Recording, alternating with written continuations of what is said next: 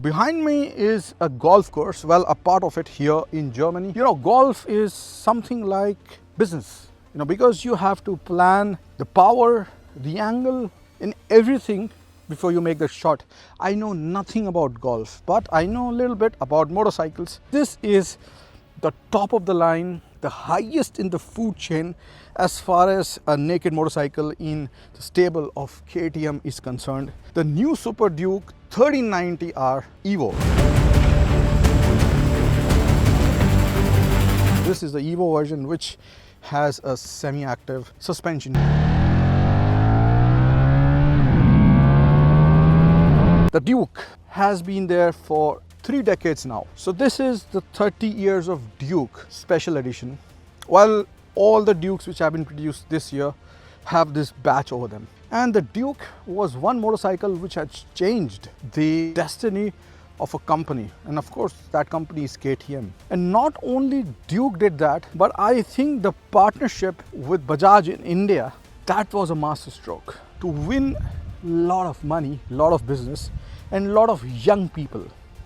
Which is kind of little ironical because golf is not for young people, generally speaking, but motorcycling is. This bike has always been characterized by its looks first. This bike actually demands you to be a hooligan. There are people who just do a lot of illegal, dangerous stuff on bikes, and for some reason, most of those people will be found riding KTM 390s, 250s, and sometimes even 200s. Probably because the engine demands a lot of throttle and it gives you that pocket rocket feeling. And that's why the inner child comes out and you start acting like a hooligan. Ring the throttle, feel the torque, feel the raw, the roughness, the power beneath you.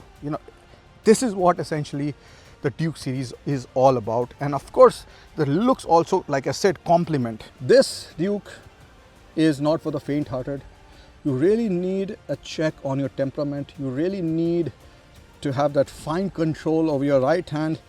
The power is insane. It's almost like a two-stroke. It's almost like an electric motorcycle, even though this is only 190 horsepower.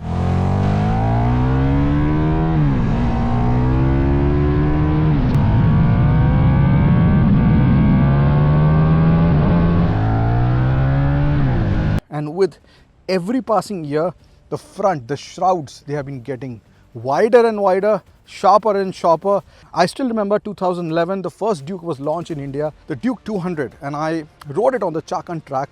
I think 25 horsepower out of the 200cc mill, which was a huge deal back then.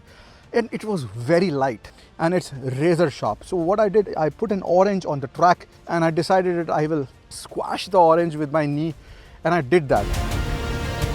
Today, the KTM SuperDuke maintains that philosophy. So KTM says on their official website that the power to weight ratio is almost 1:1. But there are motorcycles which have an insane, even more insane power to weight ratio. The difference between this Super Naked and other Nakeds is that it feels faster. The torque comes much earlier, and the big V-twin, it delivers power in a completely different way than if you compare it with an inline 4 or even a V4. That is why people love this motorcycle.